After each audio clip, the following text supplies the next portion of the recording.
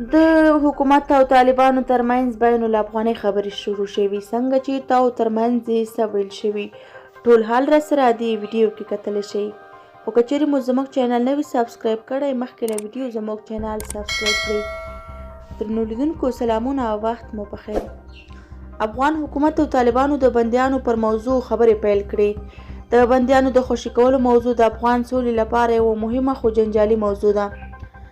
د افغان سولې لپاره د امریکا د بهرنیو چارو وزارت ځانګړي استازي زلمي خلیلزاد د افغانستان د ملي امنیت شورا او طالبانو منلي چې افغان حکومت او طالبانو یکشنبه په لومړي ځل د بندیانو د خوشي کولو پر موضوع تخنیکي خبرې وکړې. ښاغلی خلیلزاد پر خپل ټویټر باندې لیکي چې دا خبره د امریکا او د قطر د حکومتونو په منځګړیتوب د سکایپ له لارې ترسره شوې. خلیلزاد همدارس ویلي دغه تخنیکي خبرې چې له 2 ساعتونو یې زیات دوام درلود مهمې، جدي او مفصلې وې. د افغانستان د ملي امنیت شورا دا هم منلي چې افغان حکومت د لومړي تماس پلاوي یکشنبه د طالبانو له استازو سره د ویډیو کنفرانس له لارې خبرې کړي. په دې تړاو د ملي امنیت شورا خبرپاڼه کې راغلي په دې لیدنه کې ټولو خواوو د افغانانو پر ضد د تاوتریخوالي پر کمولو، مستقیمو مذاکراتو او یوه دایمي او پراخ اوربند باندې خبرې شوي. په قطر کې د طالبانو د سیاسي دفتر ویان سهیل شاهین پر خپل ټویټر پاڼه د دې خبرو پخلی کړی، خو زیاته کړې ده چې یوازې د بندیانو پر خلاصون خبرې شوي او پر نورو موضوعاتو به په بین الافغاني مذاکراتو کې خبرې کیږي. زلمي خلیلزاد بیا لیکلي چې د بندیانو د خوشي کولو موضوع د سولې لپاره یو مهم ګام دی چې د امریکا او طالبانو په خپلمنځي هوکړه کې یادونه شوې او له بشري پلوه یوه حیاتي موضوع ده. زلمی خلیلزاد وایي چې ټولې غاړې د تاوتریخوالي کمولو، د بین الافغاني خبرو پیلولو او په افغانستان کې بشپړ او تلپاتې اوربند ته ژمنه وښوده. د امریکا ځانګړي استازي همداراز زیاته کړه چې په دې اړه به په راتلونکې غونډه په 1-2 ورځو کې د سکایپ له لارې ترسره شي. د ملي امنیت شوراو ښاغلی خلیلزاد له دې اعلانه وړاندې یکشنبه پارک کې د بندیانو د خوشي کولو پر موضوع یوه ځانګړې غونډه شوې وه. د بندیانو د خوشي کولو پر موضوع د ولسمشر غني په مشرۍ ځانګړې غونډه کې بحث شوی.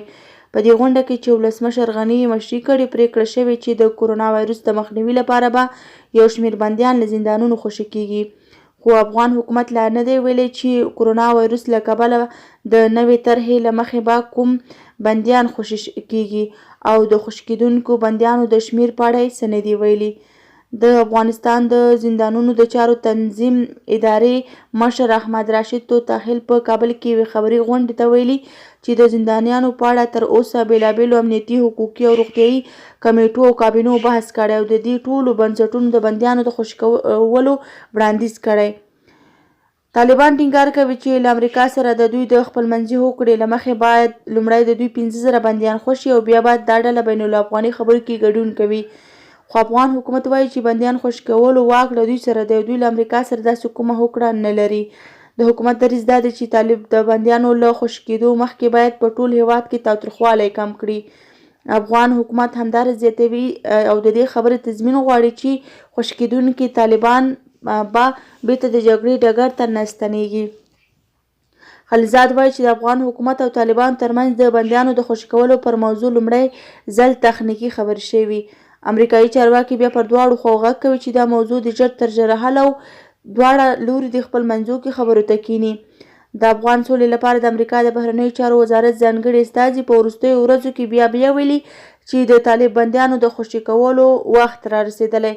د معلوماتو له مخې د افغانستان په زندانونو کې څه د باندې 32,000 بندیان د بند شپې او ورځې تیروي چې ویل کېږي شاوخوا 10,000 طالبان دي. دا و زموږ د نن ورځې ویډیو. تر بلې ویډیو چې ستاسو په خدمت کې حاضرېږم تر هغې مو په لوی خدای سپارم ښې چارې ولرئ.